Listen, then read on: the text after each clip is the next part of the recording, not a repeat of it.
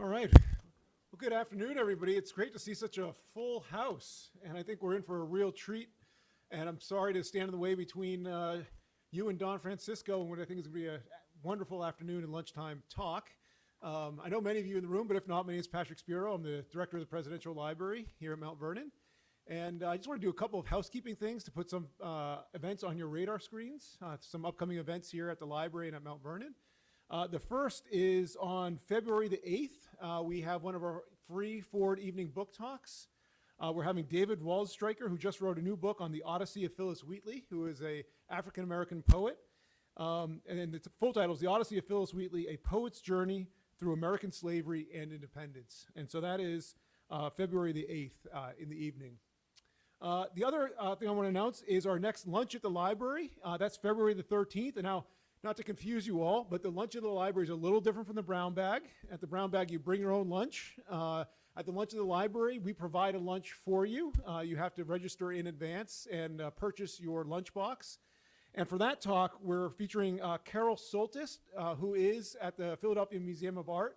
And she and some of her colleagues just identified a work of art in the French ambassador's residence, the American ambassador in France, his residence. There had long been a George Washington portrait, and it was unattributed, though there was some thought that it might be a Charles Wilson Peale. And she and a team of other experts were able to finally attribute it to Charles Wilson Peale using a range of different techniques and technologies to confirm that. And so she's going to present on how they made that attribution. And that's February the 13th. That's going to be a really great talk. But here, we're here today to hear Don Francisco, who I think is familiar to many of you. But I learned a lot more about Don just preparing for this introduction.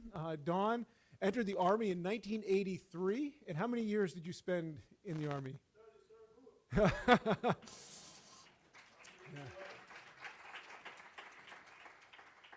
And so along the way, he saw a lot of the world.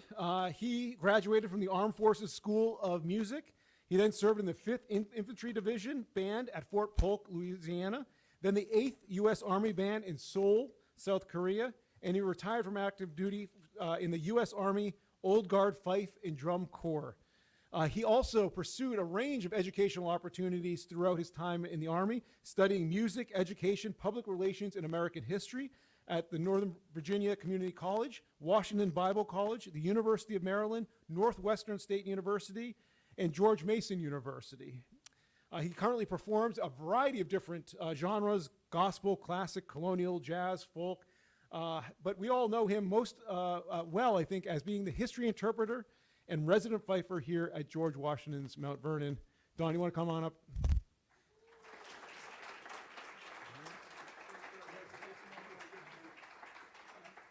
Thank you so very much. I'm humbled, blessed, and honored to be here. I know Dr. Sparrow has to leave early, so I'd like to present him with a military coin to thank him for his appreciation. I emailed this show to him, and he actually responded to me asking me to do the brown bag lunch, so I thank you very much, sir. Thank you. This is Don. There are a lot of people that collect these. I've learned about them. This is my first one. So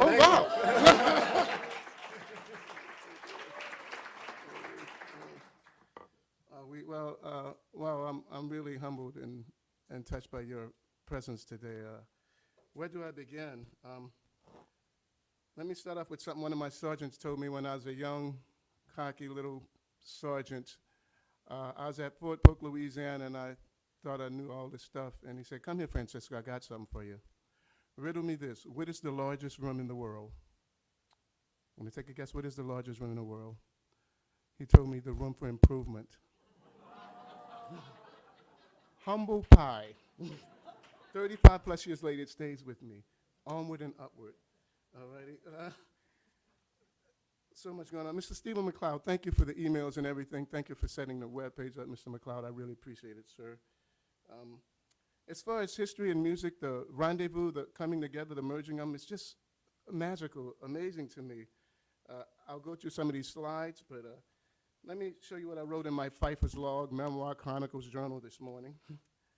January 23rd, Tuesday, 8:44 a.m., 27 degrees, mostly sunny. Today is the brown bag luncheon at Washington Library. I'm excited and nervous. Let me not go on automatic pilot or be overconfident. Looking forward to seeing my awesome colleagues, guests, sharing virtually also to the virtual audience out there. I want to thank you. I read your comments on Facebook and social media. Thank you very much. Each time I do this presentation, it's different. I set the foundation, performing question and answer, taking requests, and I just go with the flow. For example, I just found out it's Reverend Noah's birthday this morning. Happy birthday, sir. Reverend Noah, would you join me in singing happy birthday to the Reverend?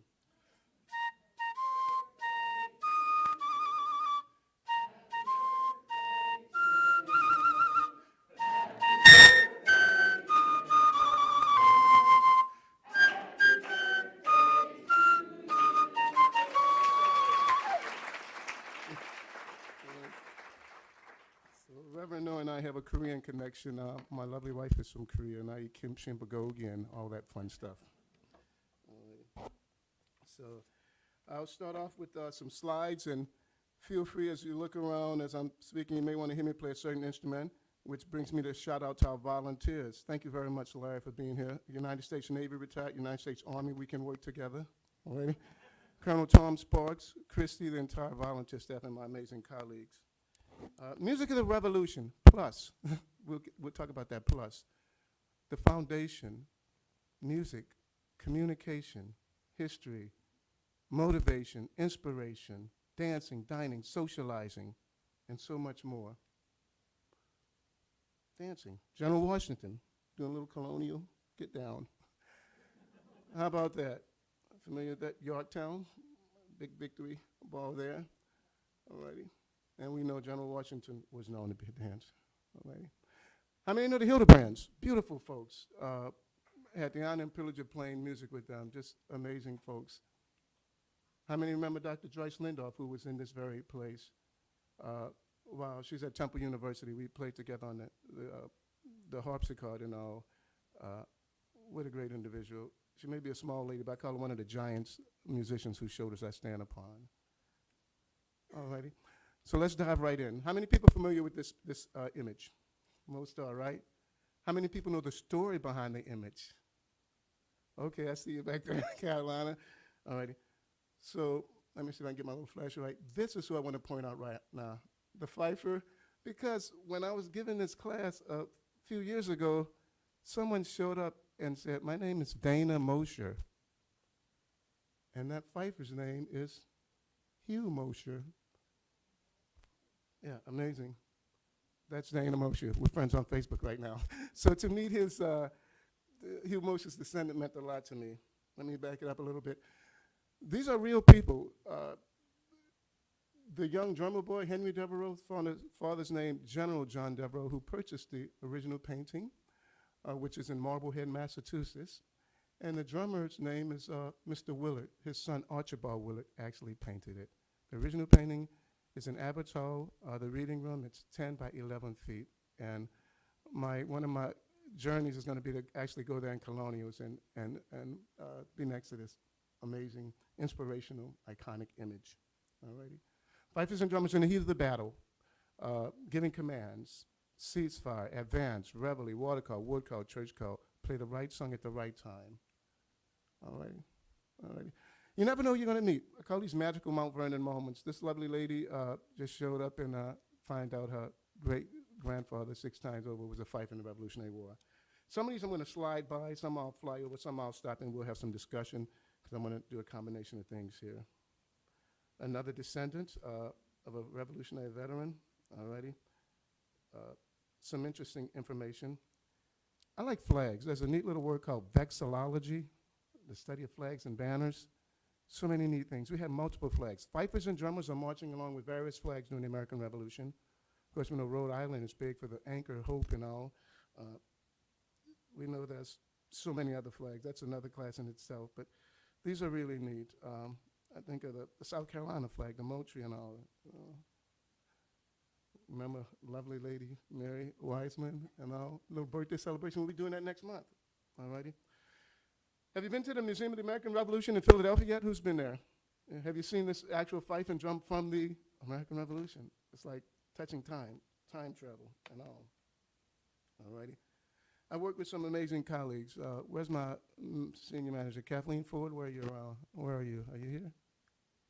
Thank you for being an awesome manager. A shout out to my boss. All right. Um, all right. And some of my colleagues, like Tony Zecker, who's an amazing drummer and a Coast Guard veteran.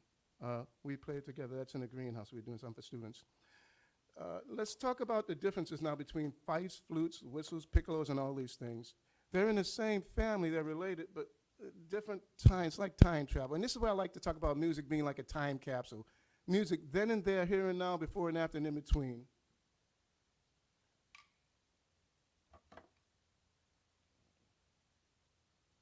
Piccolo is the highest. I don't think you really want to play this in here. It wouldn't be too nice. And then the fife is the loudest and the flute's the lowest. I'll just give a small example.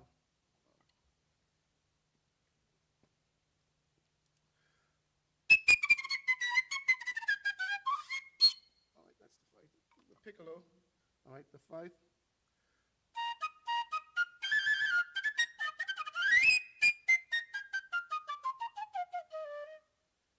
And then the flute. By the way, people often ask me how many flutes I have and piccolos, so I'll say it like this. I didn't buy all of them. That's my first disclaimer. I have about 200. I have given flutes away. People have given me flutes. I have loaned flutes out. Matter of fact, this is on loan from Karen Fisher, whom I call PK, retired school principal. It's a beautiful Meinhardt flute.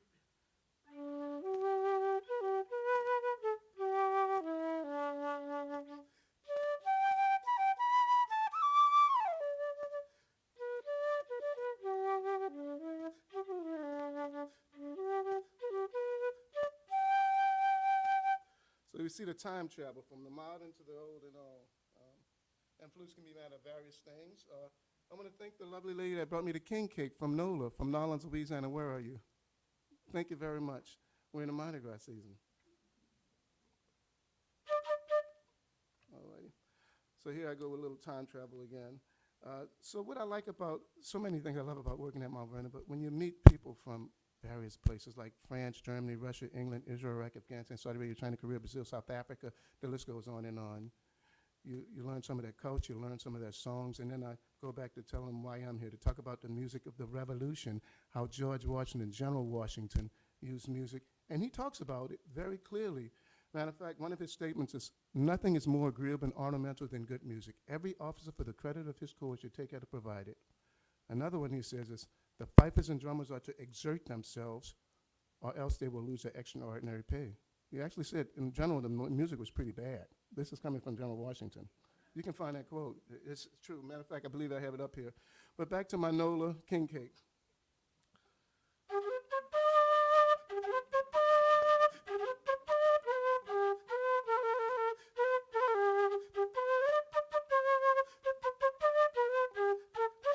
All right, and Tulane, and all this Mardi Gras. All right, where am I here?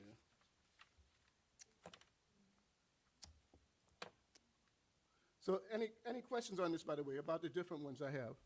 Any questions? Yes, ma'am. No, they're not. They're similar. Some are very similar, but who are the musicians here? Who has perfect pitch or relative pitch? Okay, so if you're used to playing a certain finger and hitting a certain note, it can really kind of throw you for a loop. That's an F sharp on a fife. That's an F natural on a flute. So it's like going from standard to automatic. You pop the clutch. You get it. You get it eventually. All right. All righty. Yeah, the recorder.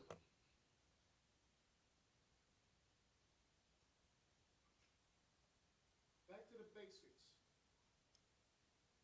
Back to the basics. We all started here, right?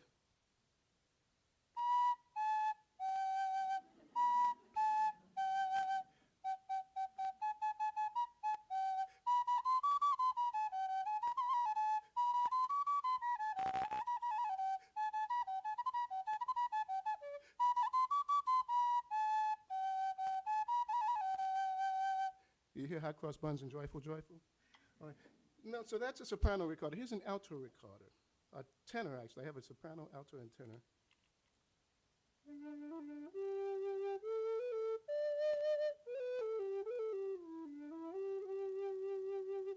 Different voice, different feel, different vibe. Not marching with this. Dancing, dining, entertaining, and socializing.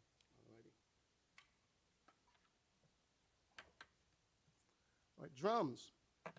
So the fifer, we keep the tune. Tweet, tweet. The drummer keeps the time. Left, right, left. And I have a few drums I'd like to show you.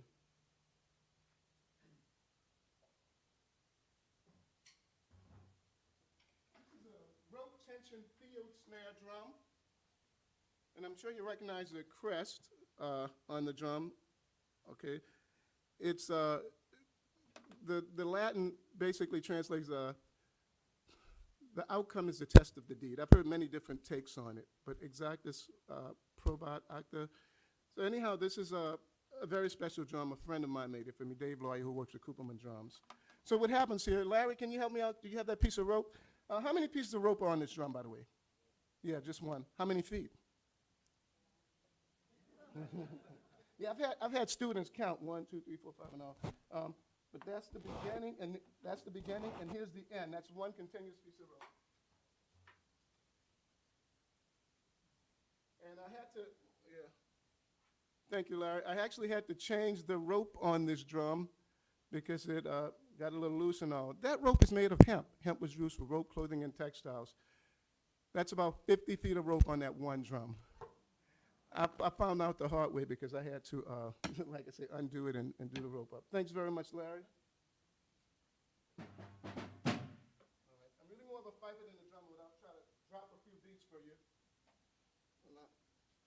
Sorry, virtual audience. So what happens with the drum is these are the snares, the resonant head, and to tighten it up, because you don't want to tighten all the time. This one is man-made, but back then they were actually calfskin. So it contracts and expands and all. So let it breathe a little bit. But when it's time to play the drum, you're going to push these ears down and put tension.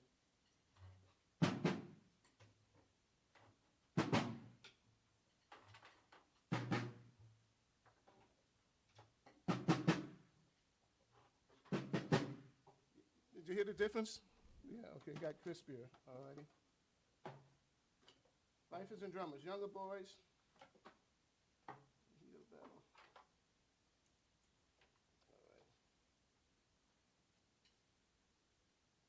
Take care. Attention. To the front. March. Left.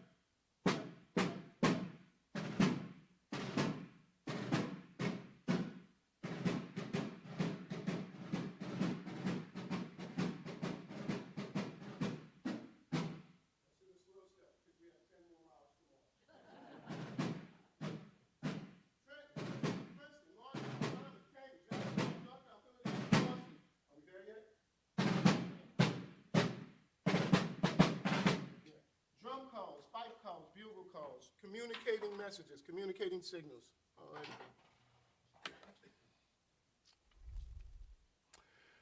There you go. More drums. The making of the drums, some are plain, some are very detailed. Today's military bands, you can see Pershing zone, the President's zone, different symbols and all they have on the drums to identify the unit. Our website. All right, there we have it. That's a nice little advertisement for fifers and drummers. You notice the spelling is a little different.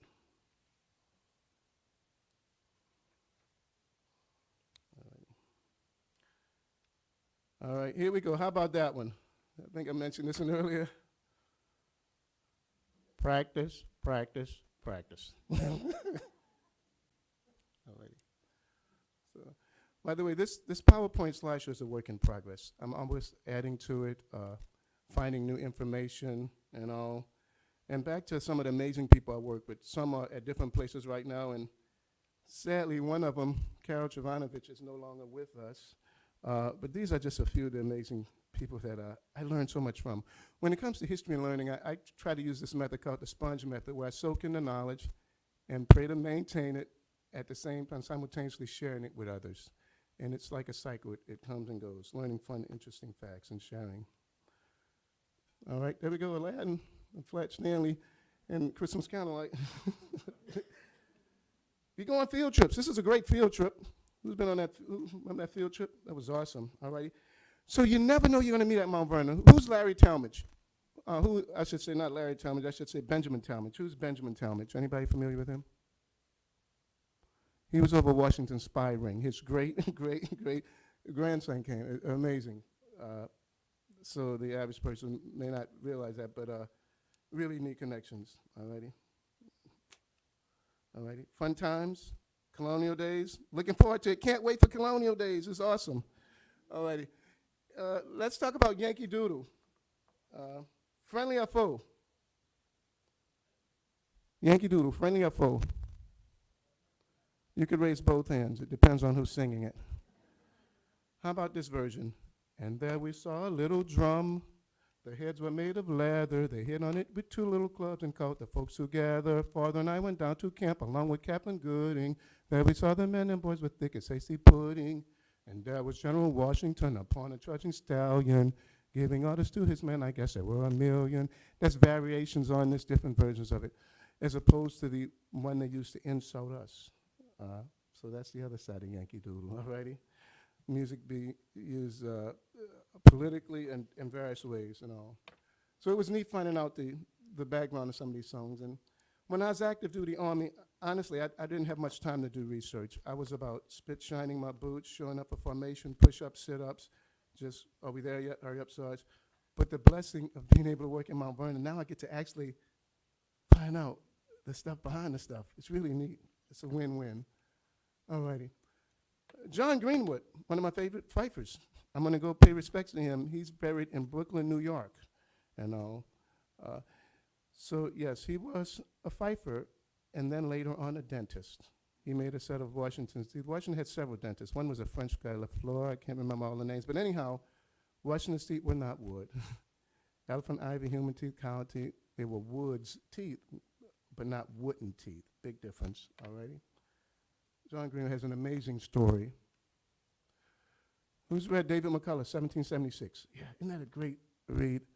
Matter of fact, the late David McCullough was here in 2013 when this library opened up. I remember hearing him speak. It was amazing.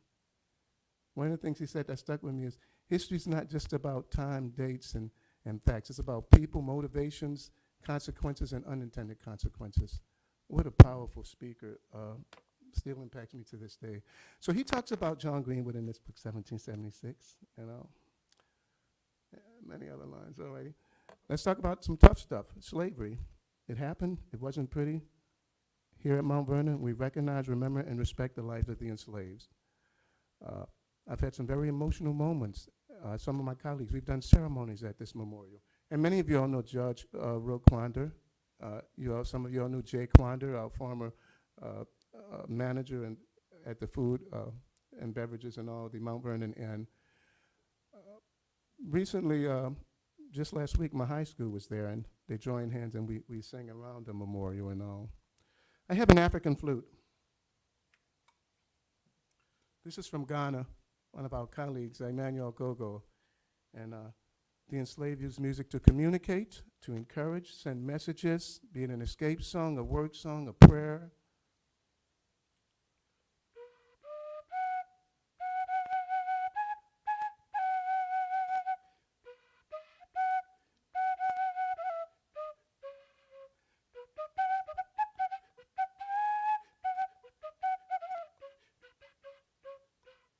So when I'm playing that music, I'm thinking of Frank and William Lee brothers, and Frank's wife, Lucy, had 3 children, Philip, Patty, and Michael, Crispus Hughes, Oni Judge, and many, many more. It can be emotional. I've shed tears. I've seen people shed tears there. But that is also a place of healing, reflection, reconciliation, education, perseverance, faith, hope, and love. So you get to ask tough questions. You know, the knowledge questions are one thing. If I don't know, I'll learn it. If I don't know, I'll refer to one of my colleagues, a subject matter expert. But then there's the emotional questions. Why are you working here? That was slavery here. You're African American. Legitimate question from a guest. I've had it from Black and White and Being Out Fair. And I'm glad to respond that I work here to honor, pay respect, and also I work here to share their story.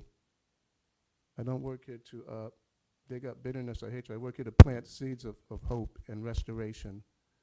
Black, white, Hispanic, Native American, Asian, one race, the human race. Thank you. Thank you. I'm sure you remember Brenda Parker, who played the part of Caroline Branham. Amazing voice, inspirational person. And this picture touching me, a lot of diversity happening here from the child, a beautiful young child. That's my alumni, St. Augustine High School. That was a very special moment. That was emotional. um, all righty. How many Mount Vernons are there? Just curious, how many places, Mount Vernon, New York, Mount Vernon, Indiana, Mount Vernon, Georgia, FaceTime from Mount Vernon, Mount Vernon, Washington State, Mount Vernon, Ohio? That really, it's amazing, really neat. So I like making the Mount Vernon connection. All righty. There we go. And by the way, this slideshow, this PowerPoint, I'm more than happy to share it forward with you. Honestly, I'd love to just send me a text, email me. I'm Googleable, Facebook, or whatever. Just send me a message. I'll be more than happy to share it. All right. These are more little quotes about fifers and drummers, keeping it real. So, yeah. So keeping these soldiers in step. Be it the quick step, the slow step. All righty. Communication as opposed to a failure to communicate.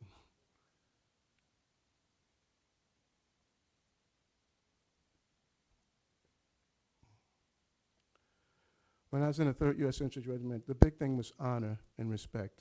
Lots of trips to Arlington National Cemetery to pay respects. And that kind of stayed with me. Today I actually visit cemeteries and honor soldiers. So I've been to quite a few. I like to go to this one to pay respects to a fallen fifer. I've been to Trenton and Princeton and played at one. That was really special. Roll call, all present accounted for. You know, that's important. Right place at the right time. Notice Fifer, Stephen Savvy, Vermont. Okay. Oh, let me back up a little bit. I'm sorry. A cenotaph. Do I have the cenotaph up there? Yeah. A cenotaph is a marker. They don't know exactly the exact location of that person's burial, but they know the vicinity. So drummer Jim Capers is buried in this general vicinity. Right.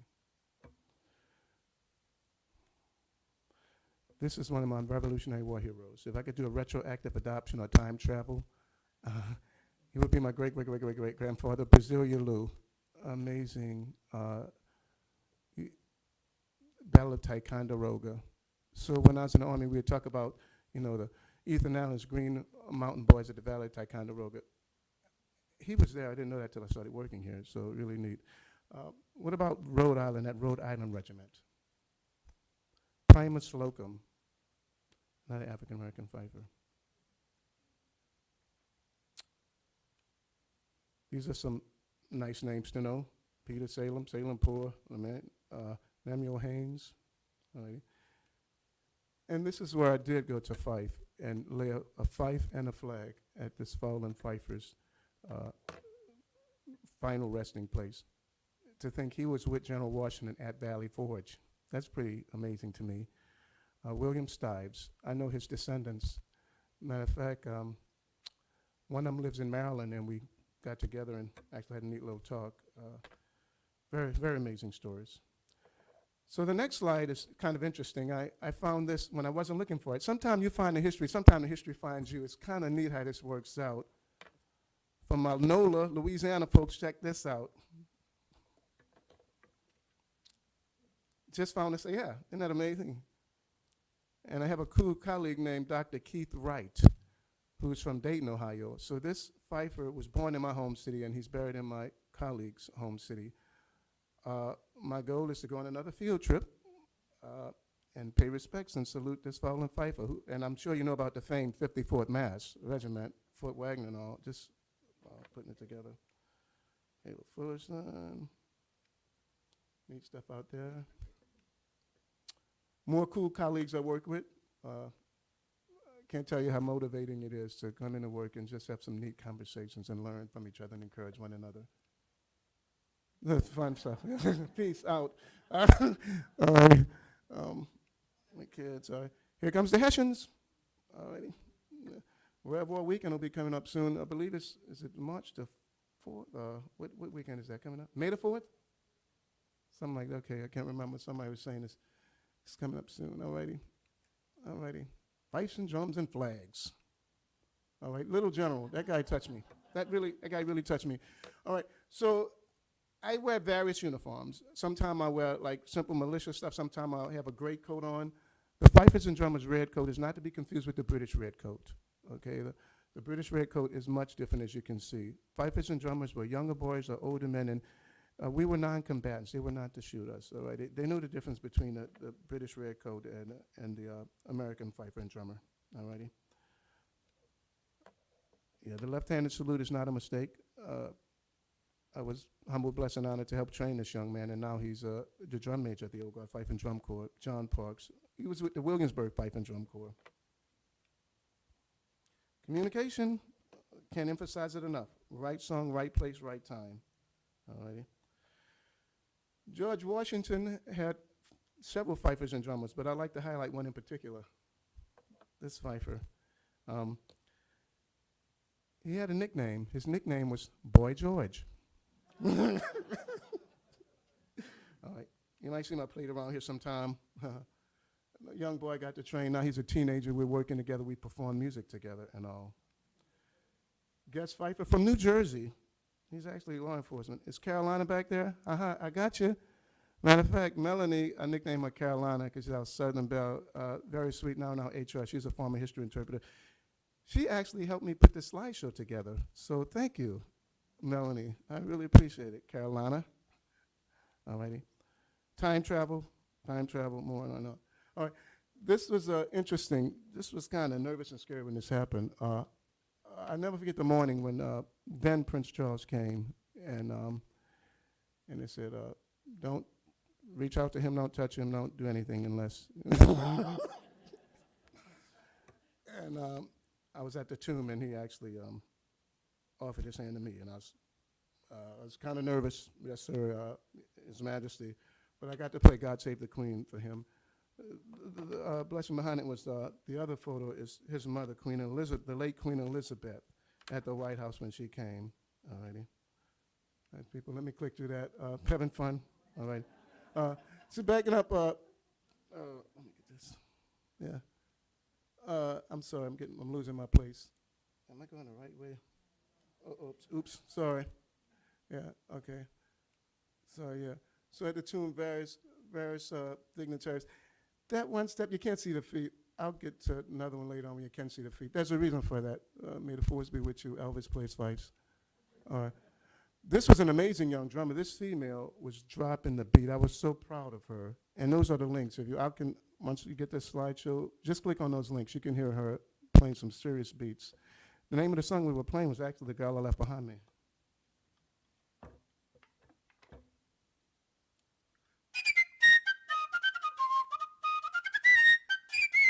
A very popular tune during the American Revolutionary War.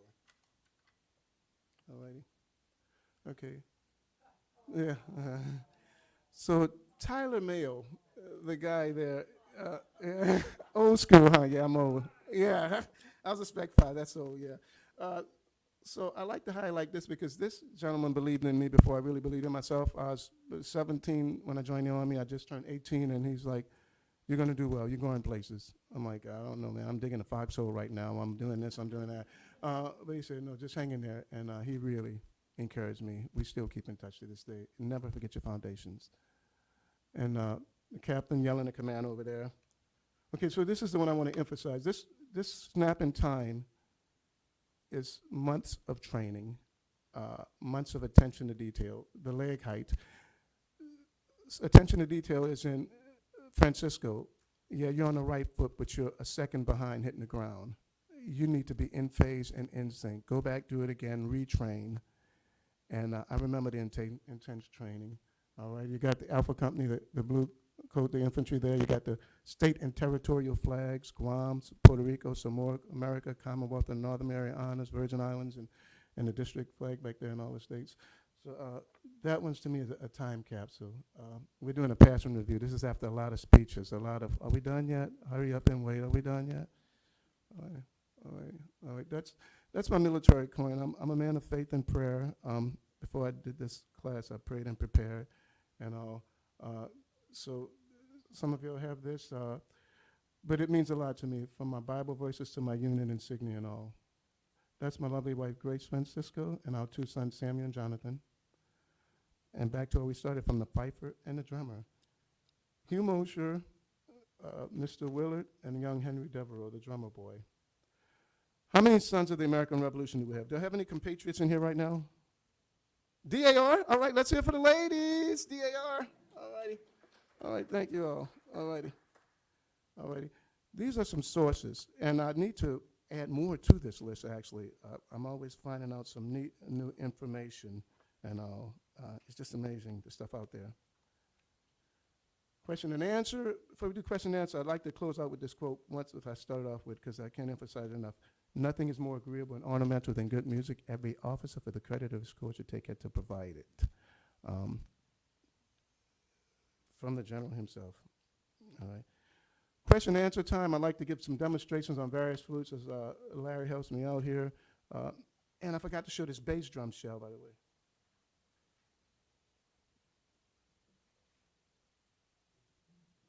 This is a drum. It's an empty drum barrel. And that's the hoop that goes on it. The drum head will go through there. All right. These are battle campaign streamers right here from different wars. World War, Civil War, Vietnam, and all. It's a timeline. The old George Washington's light board. No limit, can you touch me not, basically hand draw. So that says a lot. I'd like to go into question and answer and demonstrating some different flutes and all. Yes, ma'am.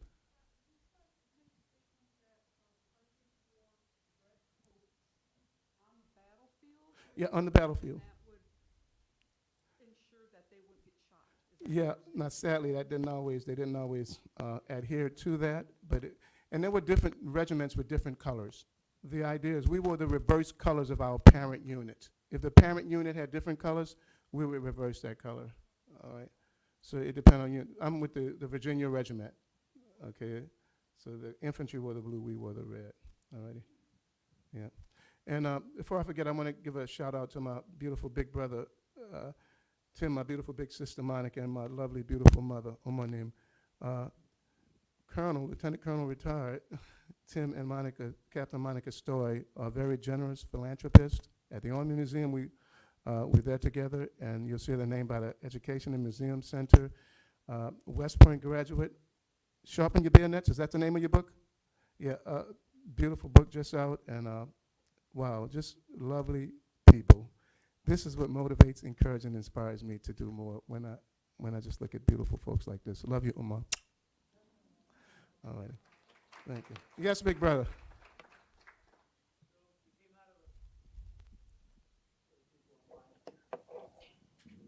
So we came out of the British military tradition, then we revolted, and then we were fighting the British Army on these fairly small battlefields. Did we have a different rate of march? Enable us to move faster? Do we use different calls, or would it be confusing for everybody because we all used the same?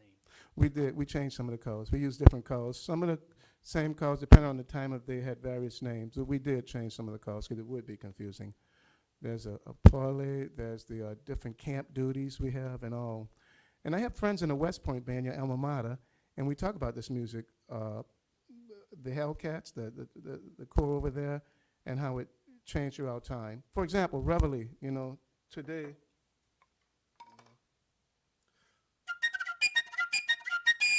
That's today's Reveille on the Bugle. But back then, it was a different call and all. So yes, the calls did change. And the rates of march, though, Yeah, they did. One. Yep, the quick step, the slow step, and then of course the terrain feature could be a route step, just stay in formation. Right. Okay. Right. Thank you, Don. You're welcome. Thank you, big brother. Let me show you a few different flutes before I forget. Larry, could you hand me, so here's where the plus comes in the revolution. I am sure to make clear music of the revolution. And then the bridge comes in reaching different cultures with various flutes. Yeah, for example, who was here first before the Europeans, before the Africans? The Native Americans were here. This is a Native American flute. And the other week I had a lovely young lady, Navajo tribe, come. And this happens to be a Navajo flute.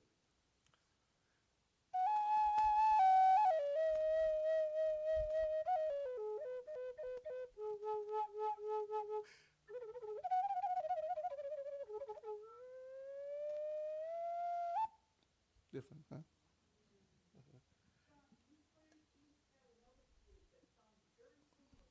Yes, yeah, I had the flute from Ghana. It was a Ghanaian flute, that's similar. Uh, but you could hear the difference. And this, by the way, this is ornamental and functional. The turtle, sometimes it's an eagle, sometimes it's a bear. There's a little hole here, so it adjusts the airflow. Got to get the, I played the African flute already. I played the Ghanaian flute. Can I get the Chinese flute, please? Coming up on a Chinese New Year. I'm learning a Chinese New Year song for our guests when they come here. This is called a hulisi or a gourd flute, and it's like a mini bagpipe. Listen to it carefully. It's really cool.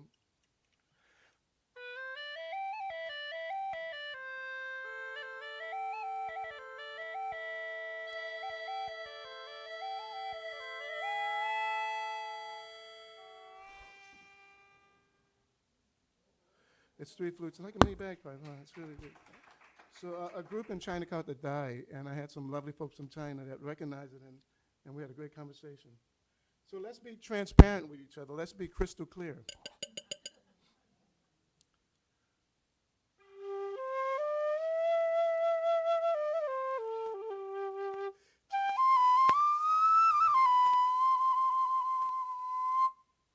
That's a glass flute, the crystal. My wife has got, yes. So the vibrato is a combination of things. It comes from the diaphragm. It can also come from, I control the speed of the air. So this is where I have fun with the students with math and music and science. Volume and velocity of air affects the pitch.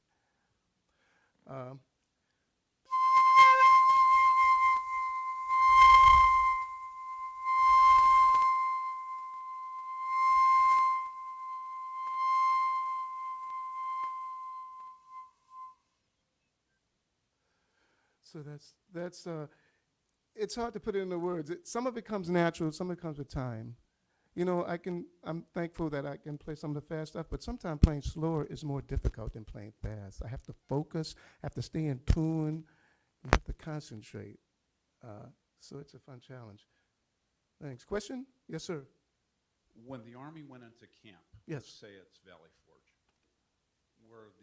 where did the fifers bunk down? Was it close to? They were usually near the commander for communication, yes, sir. They were near because they could say, sound assembly. Soldiers are out and about a little free time. Sound assembly, get the soldiers back together, muster them together. So yes, they were usually near the commander. Yes, sir. I Yes. have a question drawing on your history background. Sure. Hi. Hi. I just wanted to, if you could talk a little bit about when fife and drums passed out of use. I don't know if the War of 1812, but once the progression away from close order battle Sure. and more of a Yeah, Civil War, the bugles started becoming more popular in the Civil War. That's when fifes and drums kind of died out then. One of my bugle friends liked to tell me this: you only needed one hand for the bugle, man. You could hold the reins of the horse with the other hand and play the bugle. But yeah, that's really. But today, if you go to Connecticut, New England area, you'll see some awesome fife and drum corps doing some great reenactments. Here's a different flute for you. You get lots of guests from South America. Peruvian pipes, pan pipes. In Europe, Romanian pipes. Each pipe is a different flute, by the way. So the others, I'm moving my fingers here, I'm moving the entire instrument.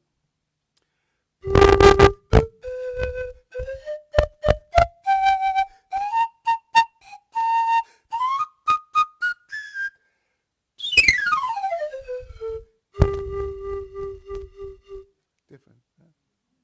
But fun, neat. The penny whistle. Who's Irish?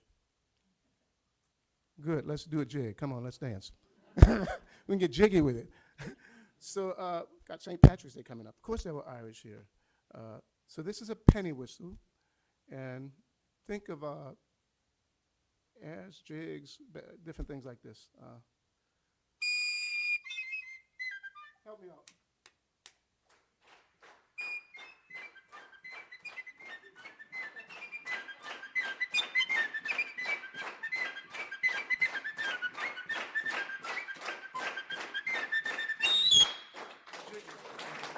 Both those come through the same stitch.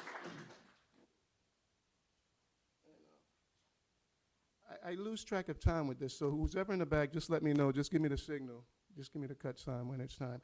So I did some funny math. 1 + 1 = 1. The two shall become one. I call them my wedding whistles. On my same penny whistles. On my left hand, I tape up the right hand. On my right hand, I tape up the left hand fingers.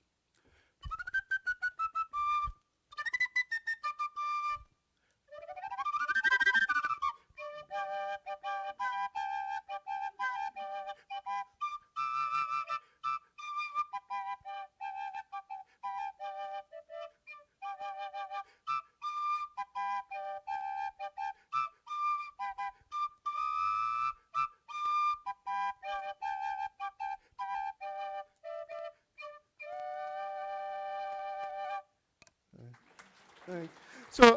Thanks. And about your question about, who asked about vibrato, by the way? Vibrato?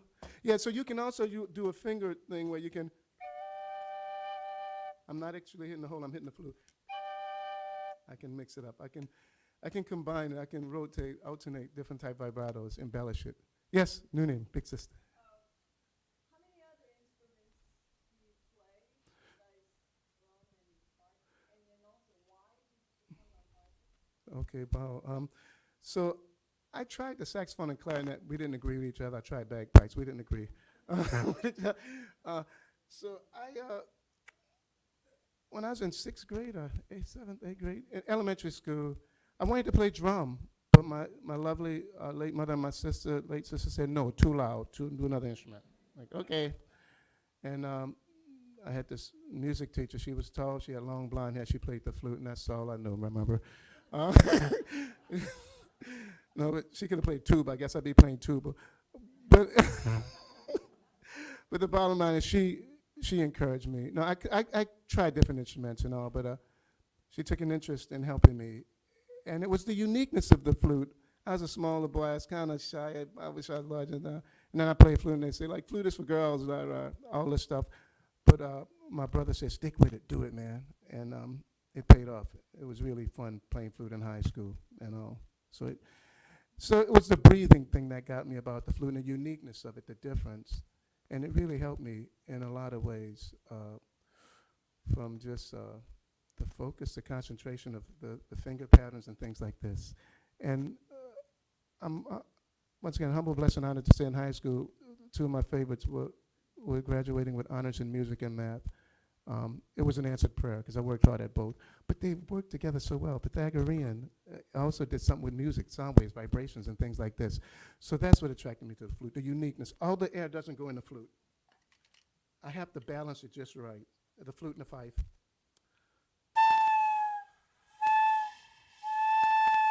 I was getting dizzy at first because I was hyperventilating. I was losing too much air. I wasn't breathing properly. So it was a fun challenge, and it was unique. Fun. What didn't I play yet, Larry? Which one? Oh, yeah, let's do this. What's this?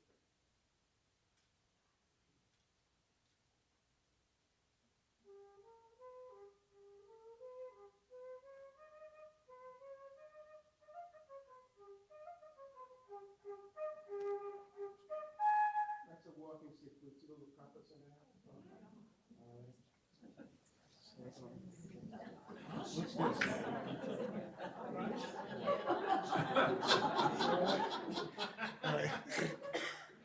I got to tell the story behind this. So I have a friend named Jessica Tang, lovely young lady. She broke her foot in basic training, and she was bored, and she had a crutch. And she made a flute out of it. She did something different. I kind of MacGyvered it a little bit. I kind of modified it some, but she had an air hole here. So anyhow, this is another great example of music and math and science coming together. Composition affects the sound and all. Duct tape, that works. And so I MacGyvered it where I made a hole here because it would be blocked here. It has to escape. The air has to escape.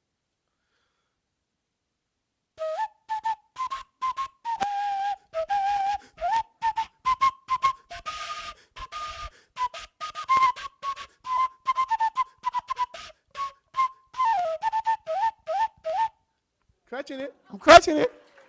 Could I see the hose pipe? The hose pipe, please? Don't. Oh, thanks. You're right on top. You read my mind. So we've been crystal clear with each other. We've been on a crutch. Now we can be flexible with one another. All right.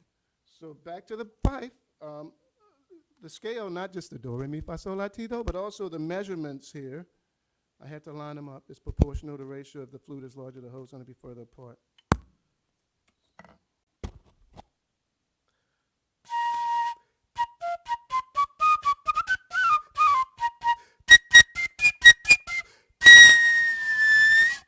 It works. All right. Thanks, Larry. Questions? Questions? Yes, ma'am.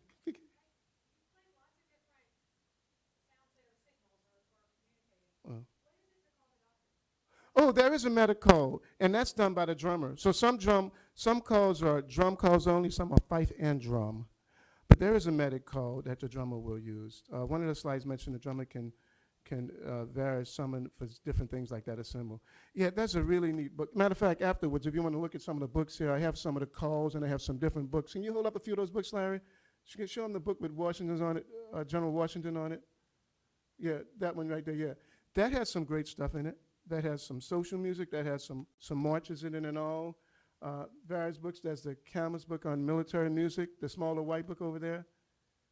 Yeah, yeah. There's another book that's on the song Yankee Doodle. Just that whole book is on just the song Yankee Doodle right there. So really, really neat. Questions? Yes, sir. When did they start the Army School of Music? Wow, so there's a few different takes on it. There's one that started in the 50s in Washington, D.C., and then it moved to Norfolk, Little Creek, Virginia. It's a tri-service school, and when I went back to visit, it's kind of, there's still the Army and the Navy and Marine still working, but they're kind of separated a little bit. However, it is an amazing school. So I don't have an exact date for you, unfortunately, but it was in D.C., and I have a late friend who's resting in peace in Arlington National Cemetery, Commander Frank Newell Wharton, who was supposed to be on a USS Arizona. He was in the Battle of the Bands the night before. He went to the School of Music when it was in D.C., a trumpet player. Amazing story. Yeah, the School of Music was just a great experience. We all bring our A game. We all bring something different to the table. Jazz, classical, folk, Irish patriotic, jamming together. Question? Yes, sir.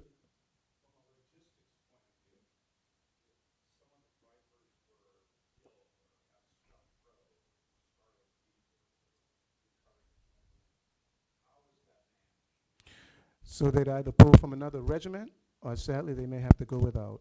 And sometimes there were not fifes and drums, like sometimes they were silenced for either a little sneak attack or something. Like John Greenwood was there Christmas night. He was not fifing or drumming when they were crossing the Delaware River. Sometimes the fifers and drummers would put down a fife and drum and pick up a musket, but you had to have a fife, a drum, or a musket, not both. It'd be sending a mixed message. And sadly, some went without fifers and drummers sometime. But Greenwood's book mentioned overall there were about 500 fifers and drummers in the various regiments in the States and all. Just to think, yeah, that's another neat story. I have several fifers and drummers going through my mind. I keep a roll call.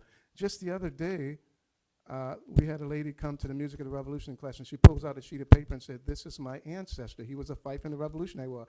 And she came to give that to me. I was like blown away. So yeah, great stories. Some of them were a little older. Some of them would have to stay longer than a younger boy because the unit was short, a fifer, you know. Yep. Kalimba, how about the kalimba? The gourd. Another African instrument, the kalimba. How many people are familiar with this? Yeah. Believe it or not, in the 80s, Earth, Wind, and Fire had one similar to this they would use. But this is an African instrument, a finger piano, a thumb piano, a kalimba. And the gourd, it's a reservoir for the air where it vibrates inside of that. So each of these flute have a different story. Can I see the drumstick, please?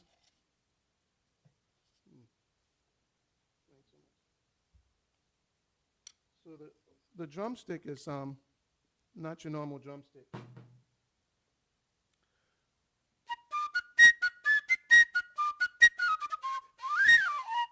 Right, let's recognize our veterans, by the way. How many veterans do we have? I know we have Army with veterans. How much time do I have left, please? Time check. Help me out. Okay, great. Thank you, sir. Let's wrap up honoring my fellow veterans. All righty. Army, can you get the Army flag for me, please, Larry? Army's birthday is June the 14th, 1775. One of the three branches older than the country itself. All righty.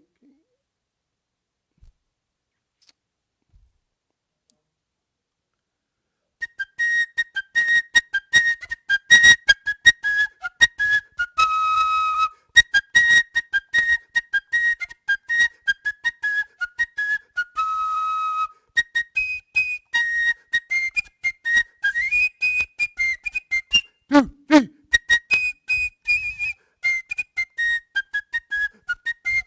Army strong. Hooah. All righty. All right, next would be the Marine Corps, who falls under the Department of the Navy. Semper Fi. Hoorah! I saw this sign that said, warning, do not feed the Marines. All right, love the Marines. I've got to run the marathon, 26.2 miles. They saved the best for last. It's a hard 0.2 miles going up that hill. Marines Corps birthday is November 10th, 1775.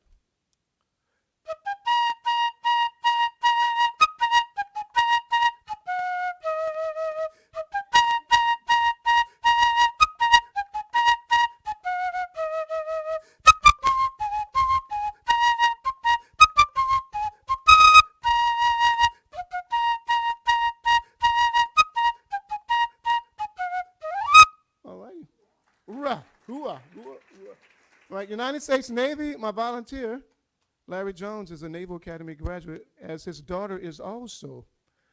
The Navy's birthday is October the 13th, 1775, and we have a bust of John Paul Jones in Washington Study. All right, anchors away, sir.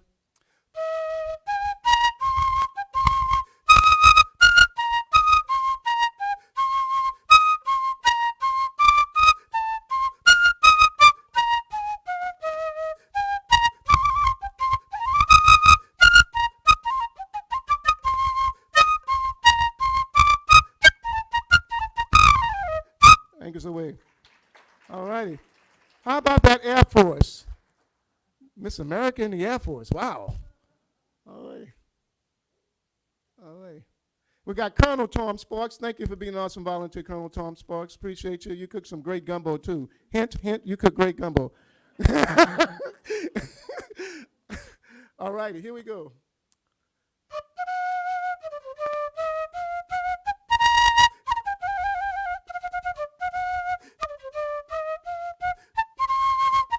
Give her the gun.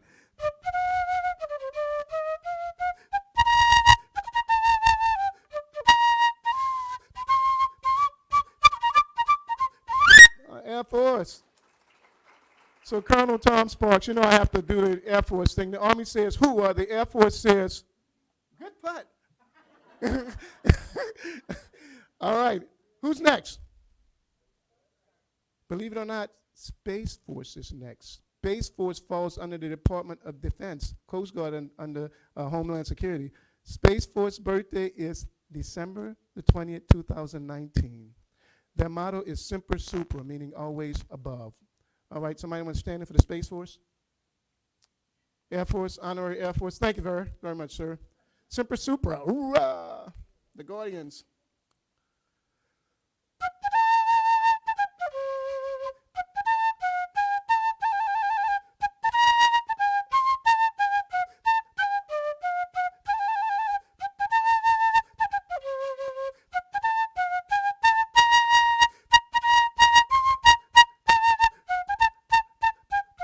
Space Force. Nina and Larry, thanks, great volunteers. Thank you, Nina. All righty. And yeah, when I hold up the Space Force flag in Colonials, it's really like a little, wow, what's going on here? Time travel, big time. The Coast Guard, all right. My battle brother, big brother, who is the father of the Coast Guard?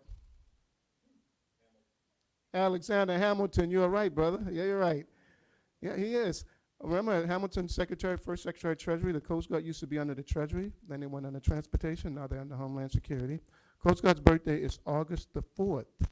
I forgot to mention the Air Force. It was September 18th, 1947, used to be part of the Army, right? So Coast Guard has got some amazing stories. Their flagship, the USS Eagle, the Connecticut, New London, Connecticut, the Academy. They're building a new museum right now for the Coast Guard. So let's hear it. Semper Paratus, always prepared, always ready.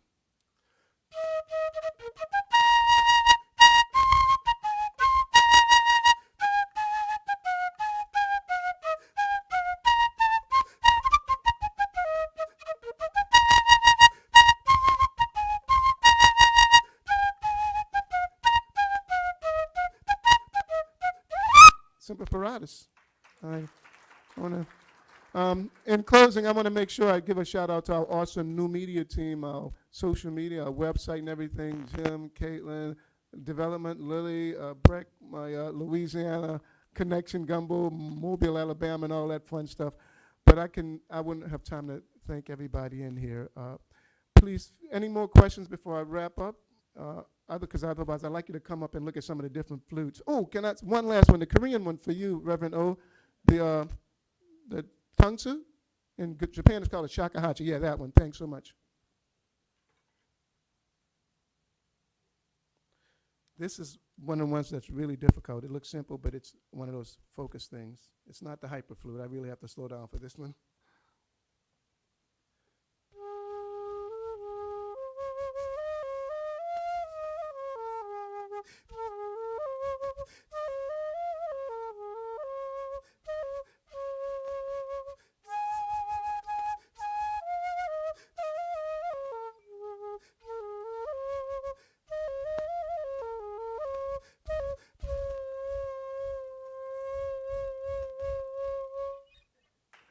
Thank you.